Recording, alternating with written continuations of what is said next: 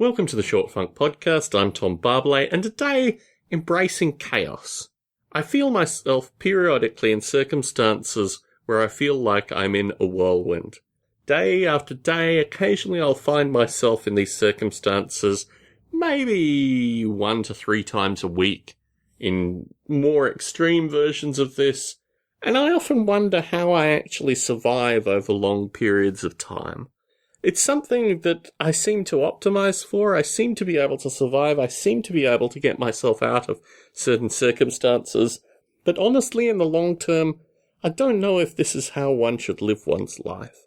I don't know if chaos and embracing turbulence and throwing yourself back in, day out, into these circumstances is really an acceptable method.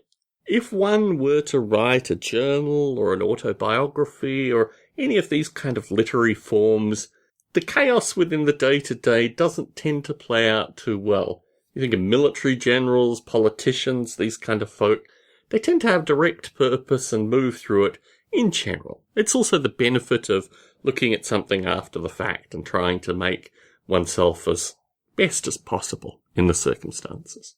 So through this, the question is, does the day-to-day actually have the quality of the biography, or, in fact, is the day-to-day far closer to survival, instinct, and just general living? In this regard, I think I have been unbelievably lucky in my life, in one regard.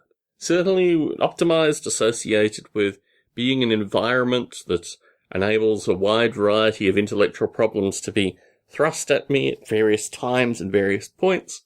I seem to have optimized for that in my life. Associated with reflective, meditative writing and thought, not so much. And I wonder actually if I would get any meaningful benefit out of those circumstances. But periodically I've made the choice again and again for change, for chaos, for transition.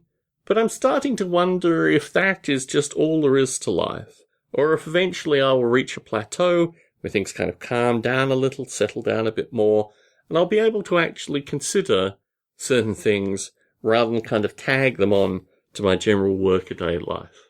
In these reflections, I think potentially there could be radical change in the future. That is still a hope that I'm holding on to.